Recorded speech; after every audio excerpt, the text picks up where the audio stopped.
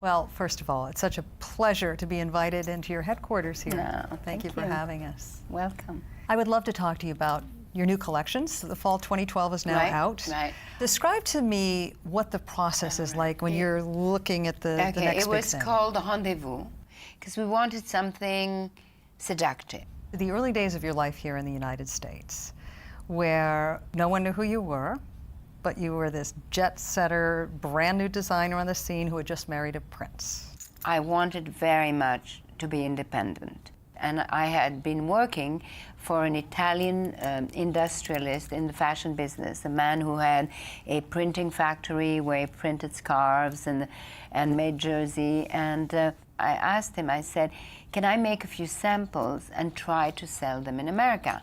So at night, when the factory would close, I would stay with the pattern maker and find whatever fabric was around, and then I made my first samples. And I had that little dress. Let's talk about that little dress. I started as a woman, and I looked for the practical side and yet the sophisticated and all of that. But then, of course, after decades, I became a designer, and now I'm a pro. You certainly are. Well, and this is no, after basically 3 very different evolutions of your company. Yes, you had this meteoric rise. My first generation, it was American dream. Right. Young girls comes to America. My children went to boarding school. You had a new life, didn't you? And then I had a new life. And then I came back, and my brand had completely deteriorated. It was all over the place, the products at all prices, and it just lost its DNA, lost everything.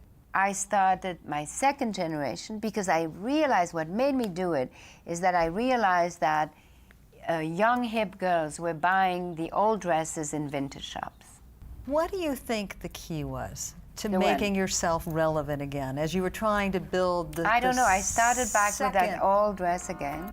I know there are other passions in your life outside of your business. Let's talk about your work at the CFDA. I know you feel it's your responsibility to help nurture new talent. Is that something that you're enjoying? Yes, I mean, my responsibility is really to build and to promote American fashion. So we do it from the schools on. We breed new talents at the schools. Then when new designers come in, we help them. We have the CFDA Vogue Fund, where Anna Wintour was just extraordinary. All the young new designers all come out of that fund.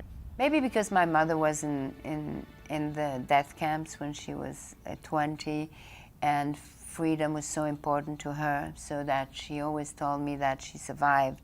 God made her survive so she can give me life, and therefore I had to carry her flag. And I realized that everything I do all goes to the same thing. The mission is the same, is to empower women. Are you the woman you want to be today? Yeah. And if you ask me what I want to be remembered for, is if I can have inspired women to be the women they want to be through everything I do, my work, my mentoring, my philanthropy.